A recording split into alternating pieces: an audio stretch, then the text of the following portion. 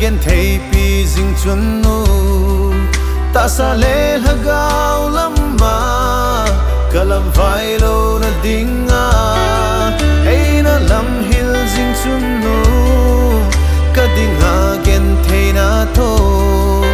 na ho cheng ka dit zo poi na dingin na cha ka ling zo poi ka ki pa nge ye henu ka ki para ka hin po nge chung pa thein pathe na chunga hin po jing ta hen na pat na ho ka sim min ka gel do ziting say zo lo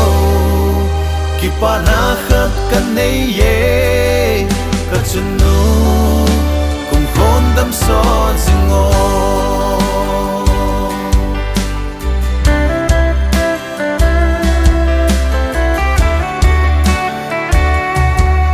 heno ka din mun hi o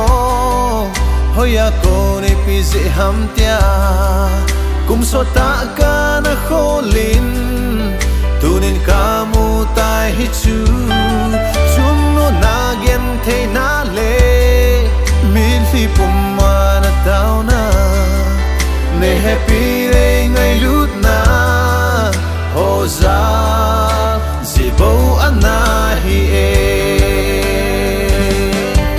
ka ki pa nge ye henu ka ki para ka hin po nge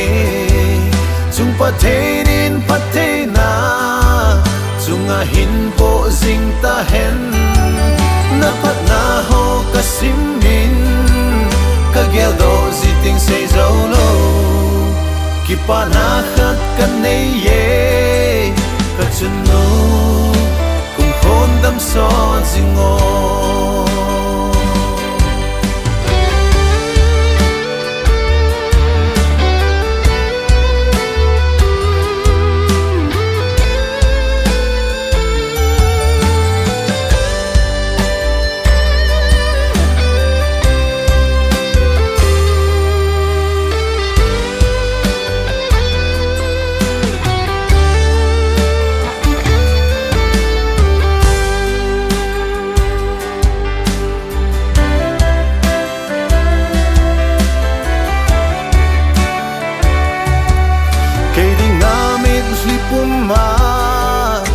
na tao na ho zalin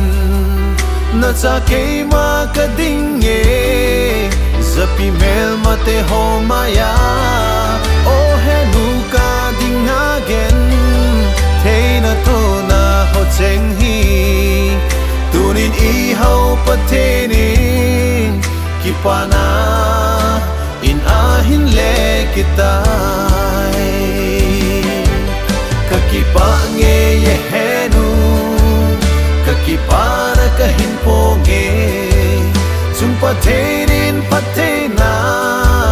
chunga hin po jing ta hen na pat na ho ka sim min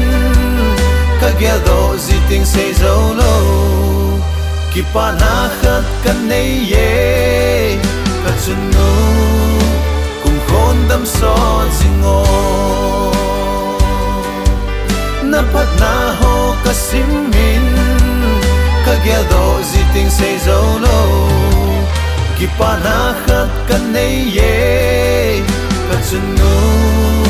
kum khon dam so zingo